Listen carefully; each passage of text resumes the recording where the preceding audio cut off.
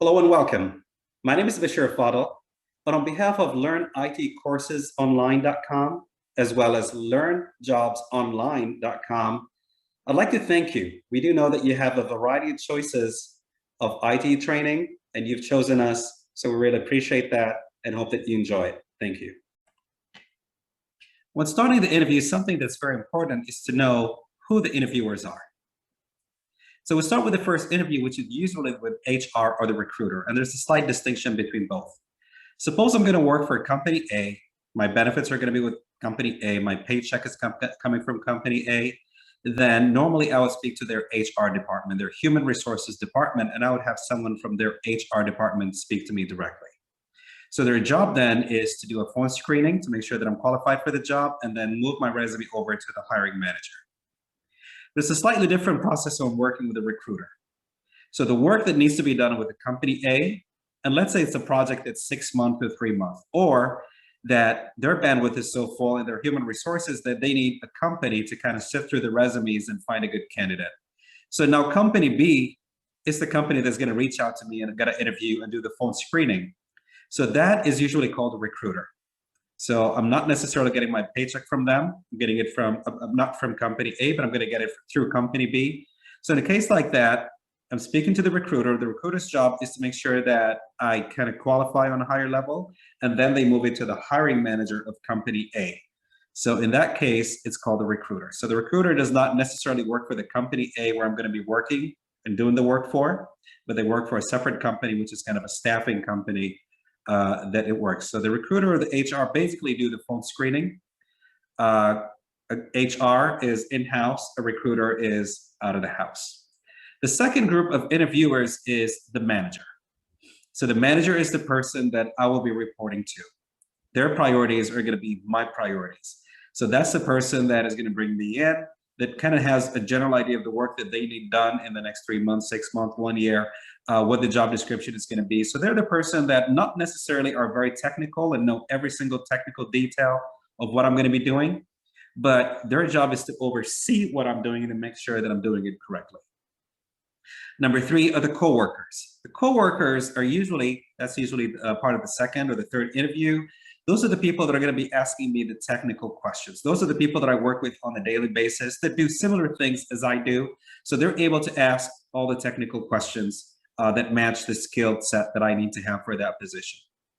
They also are interested in making sure that as a team member, I'm a good team player. I'm someone that supports the team, makes sure the deadlines are met, that has a technical skill and good collaboration effort. And then finally, sometimes you would have someone from another team that you work closely with. That person might also be in the interview. For instance, if I work with a CRM, such as Microsoft Dynamics or Salesforce, chances are, yes, it's an IT. I work as part of IT, my manager, my technical team, HR recruiter. But when you work on a CRM, your number one customers are your sales and marketing team. So as such, maybe the manager of the sales and marketing team or one of the members of the sales and marketing team would be involved in an interview. So those are usually the key members that I might interview with. Number 1, HR, the recruiter, or sometimes even both. Number 2, the hiring manager. Number 3, the co-workers, a group of people that I'll be working with.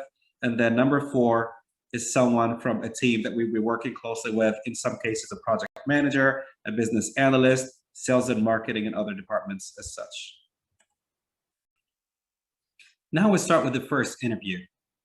A lot of people call it the interview preparation. We call it the interviews because usually there's a series of interviews and each one is as important as the other. Again, keep in mind the only thing between us and our dream job is that interviews, passing those lists of interviews. So we want to make sure we handle each one with care and to the best of our ability. So the first one is usually with the recruiter or with HR.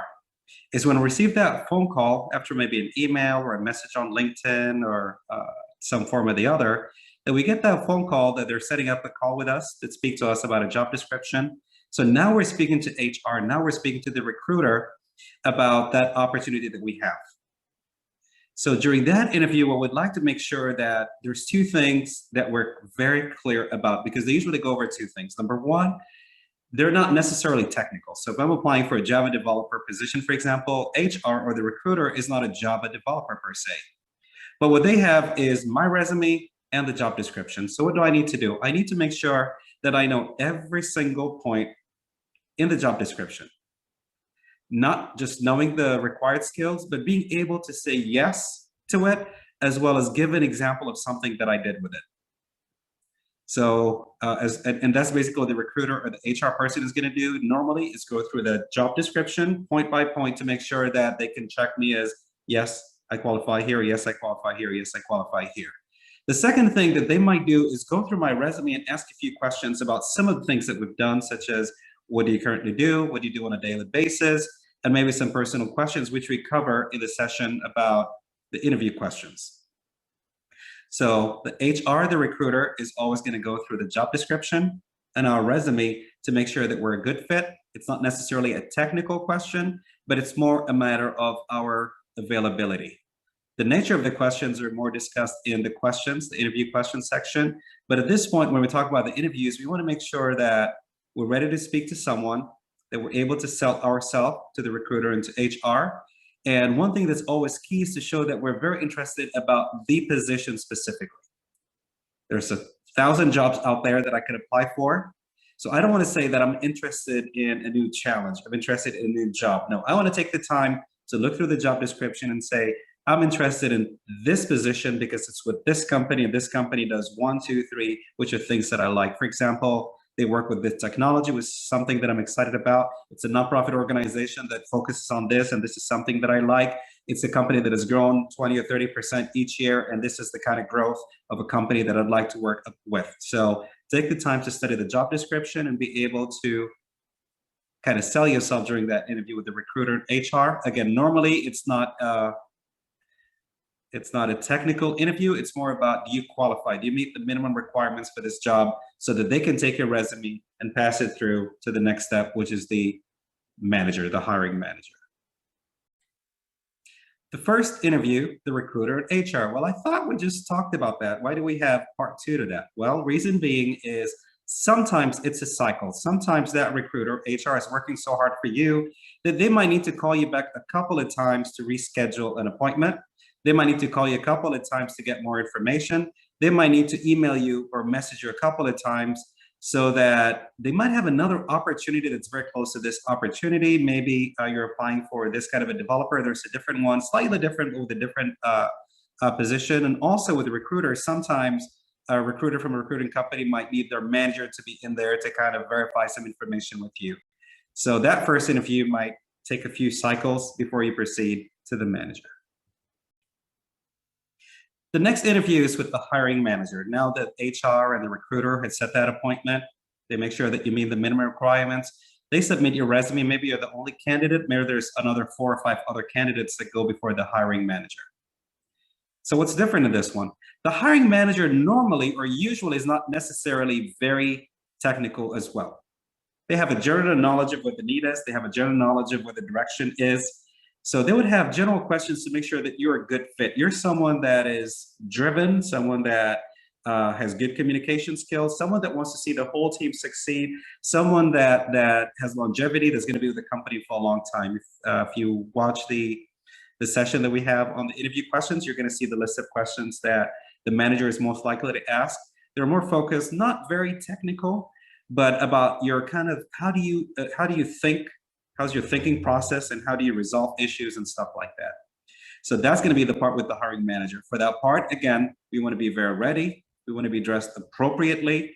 Again, depending on whether it's face-to-face or online, that you want to make sure that, you dress especially if it's online, then you want to make sure that the background looks good as well. So some of us might be, football fans or basketball fans. And so in the back, the background, we have pictures that might come across very unprofessional, or the way we dress might come across very unprofessional. So make sure that you dress very professionally, as you would in kind of a professional meeting setting.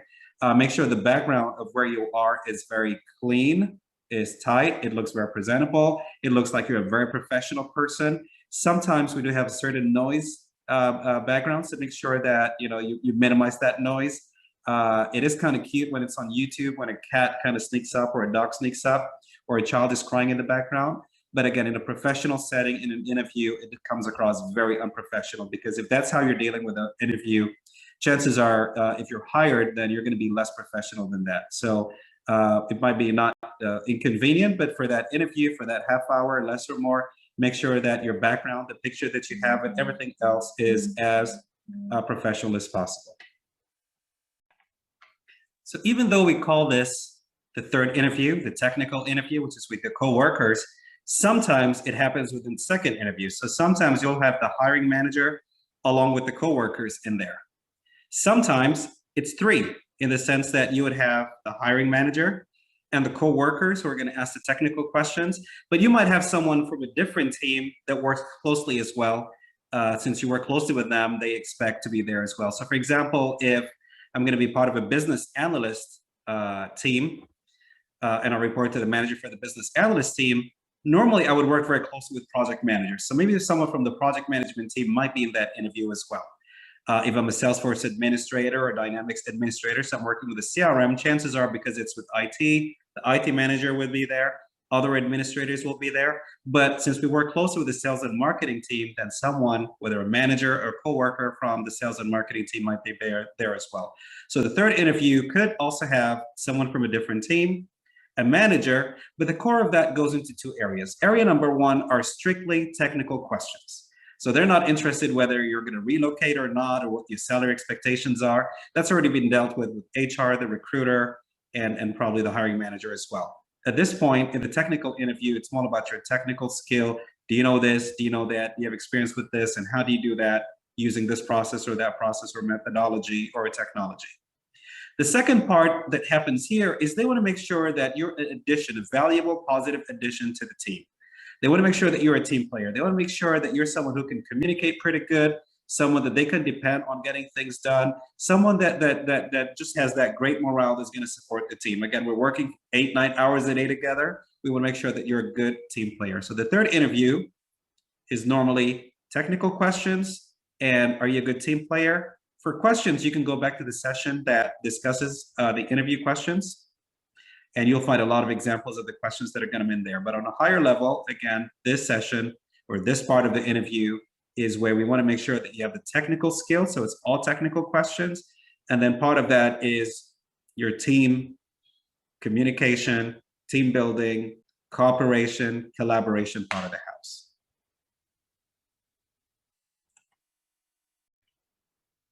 The preemptive interview. I've been interviewing for years, but I've never heard about something called the preemptive interview. Well, the preemptive interview is the interview before the interview. What does that mean? It means that in most cases, a lot of times what happens is, let's say that you're the recruiter and your company is hiring one person or for one position. Chances are it's a good position, so 10 resumes a day are sent to you. So today you get 10 resumes. If I send my resume, there's 9 resumes ahead of my resume.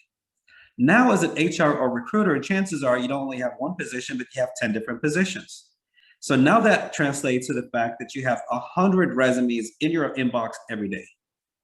100 resumes. So there's 99 resumes ahead of my resume, and I have to wait my turn, which means that probably a week or two before I hear back from you. And in some cases, that position is already filled because of the queue that I stand in. To make things even more complicated is a lot of recruiting companies have a generic inbox. So let's say at Learn IT Courses Online, we have 10 recruiters. Chances are we would have one generic email called resumes@learnitcoursesonline.com, where all those resumes come in, and then the recruiters will pick from that inbox. As a result of that, that slows down the process. And that's why a lot of people would apply for a job. They go to the website and hit apply, or they send their resume, based on the email that they have, and wait a week or two and not hear anything. Maybe after 3 weeks, they might hear something, or maybe they never hear back at all, or they might hear something in a couple of weeks saying the position has already been taken. It's because you're placed in the queue. So that's where the preemptive interview comes in. The preemptive is you don't hit apply and you don't email your resume. First, you pick up the phone and call the recruiter. You go to the website where it says contact us, or somewhere down there where you have the recruiter's contact information. You pick up the phone and you speak to them and show interest in that position. Of course, a lot of the website will have a position ID. Say, this is the position ID that I'm interested in. And then you tell them about the position. You want to make sure that it's available. They'll tell you, yes, if it's still available. Let them know that you're very interested. And they might ask you a couple of screening questions right then and there, and then they would say, well, send me your resume. Or you could ask them, can I have your email so I can send you the resume? And of course, they will give you their direct email. That preemptive phone call, that preemptive interview saved you the hassle of being number 999 on the queue, and you're sending it to them directly, and you've just spoken to them so that you know exactly who you are. Now, when you send it to them, they're going to work on your resume right then and there, chances are. So now you just elevated yourself and kind of bypassed the entire process. My highest recommendation is a preemptive phone call. Do not hit apply online very quickly. Do not just send your resume, but pick up the phone first. Greet the recruiter, introduce yourself, let them know that you're interested in this position and what the position is. More than once, more than likely, they're going to have multiple positions. So I'm applying for a business analyst position with this company, but now that I'm speaking to them directly, they might say, oh, by the way, well, I have another position. Would you be interested in? So that preemptive interview could be very, very fruitful. Get in the habit of calling the recruiter before you hit submit or apply or email your resume out to them. It's all fun and games when I apply for the first job and hear back from the recruiter. But sometimes you're waiting a long time. And so what happens is you start to apply to multiple jobs, which is perfect. Keep applying until you land that opportunity that you dream of. Never settle. So keep applying. But what happens when I apply to 4, 5, 6 jobs, and one job is waiting on my resume, and the other job is setting up an interview, and the second one I've already passed the first interview and I'm waiting for the second interview, and the third one they're waiting to check on something, and the fourth one is waiting on my references. You kind of lose track of where things are at. And that's why it's very important to have what we call the interview tracking sheet.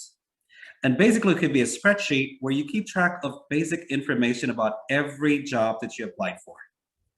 So before I start applying for a job, when I'm on LinkedIn or Dice or Monster or Indeed, what I would like to do is put the job title that I'm applying for, the recruiter's name, the company name that I'm applying to, the name of the recruiter that I'm speaking with, their telephone number, the position ID, the Dice or LinkedIn or Indeed ID as well, the address, whether that job is remote or of a certain location, and then the website or the link. So in case I get a phone call at any time, I can click on it, it takes me straight to that job description.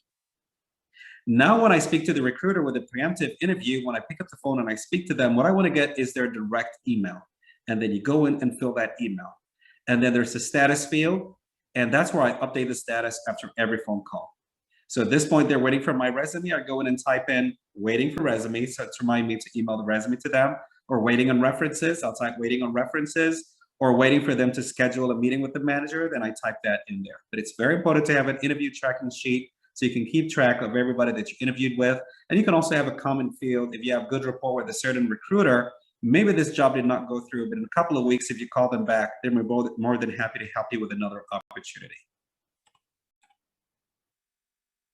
Now, preparing for the interview. There's the online interview, and then there's the face-to-face interview. In case of the face-to-face interview, this is where you're walking into an office for the interview.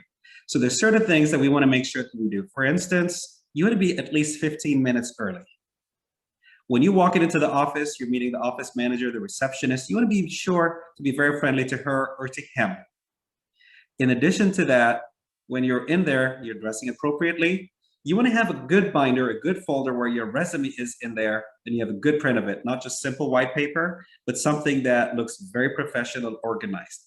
You want to make sure that you have multiple copies. So if there's 3 people interviewing you, then you want to keep at least 5 just in case. Because a lot of times, even though you emailed it, they might have forgotten because they just got off another meeting to print it out. So you want to make sure that you have additional copies to point it out. In your pad, you also want to make sure that you have a pen, so maybe you can scribble some notes as you're speaking to them. You want to make sure you remember the names of every single person that's attending. It's one thing when you ask the question to answer the question as is, but it's a lot more personal when you add the person's name. So if Jennifer is asking me a question for me to answer and say, yes, Jennifer, the answer to your question is. And if John is asking me a question, to say, John, absolutely, I agree with you, and then continue with your answer. It gives it an additional touch.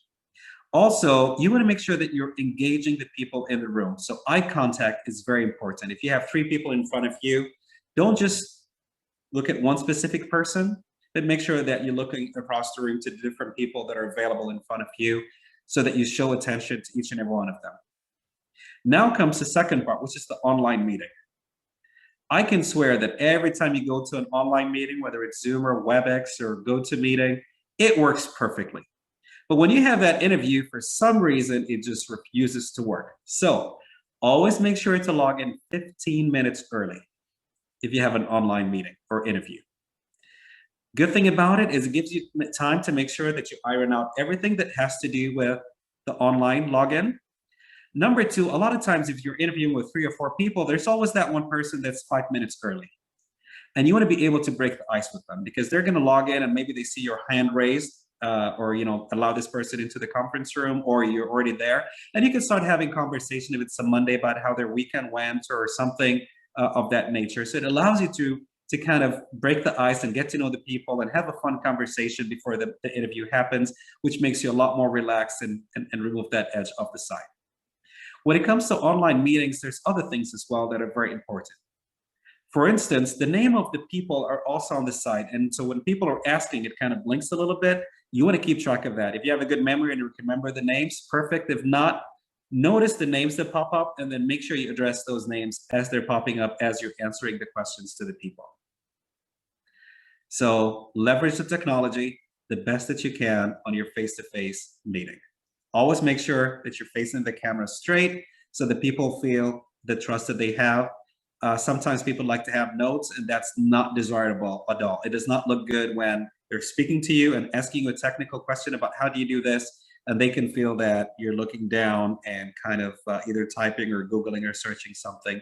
You'd be surprised how that comes across very clearly. It's also very clear if you're speaking to someone in the camera and there's someone behind the camera that's giving you directions. So make sure you're very focused. One thing that's very important is the interview reflects how professional you are.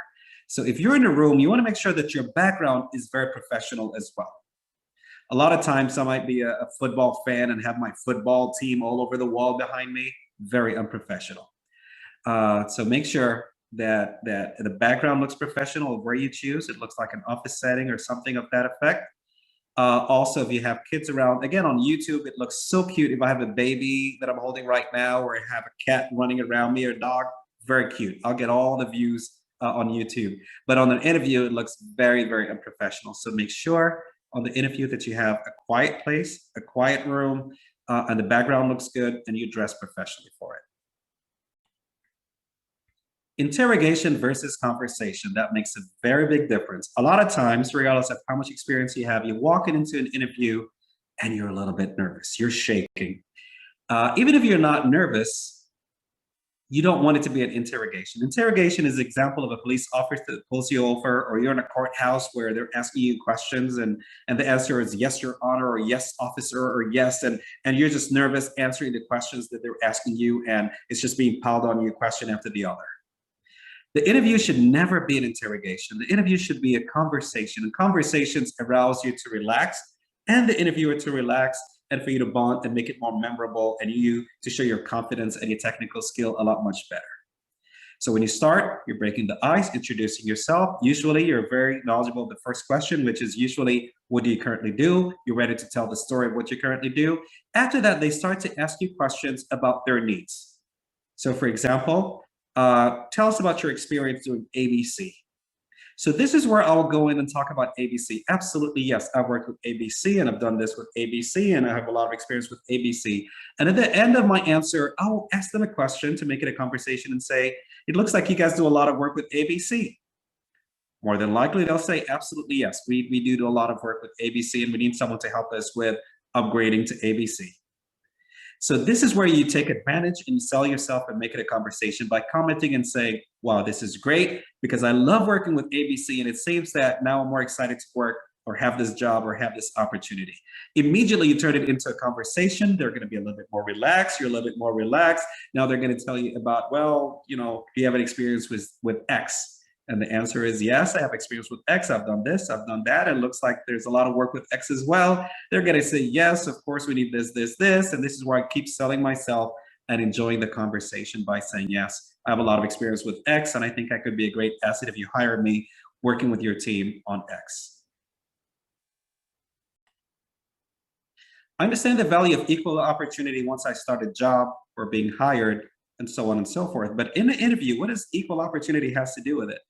Well, it's a very important concept. And what do I mean by that? Equal opportunity interview means for some cultural differences and sometimes translating from different languages, there's certain words or pronouns that we use, inappropriate words, that we need to be very sensitive and direct about in the interview. For instance, when I'm talking about a manager, I always would use the word he. You know, if I'm working with a manager and he wants this and he wants that, then I'll make sure to do the work for that manager. And I've had that happen where I was sitting in an interview and the hiring manager for that position was sitting there, and she's a lady.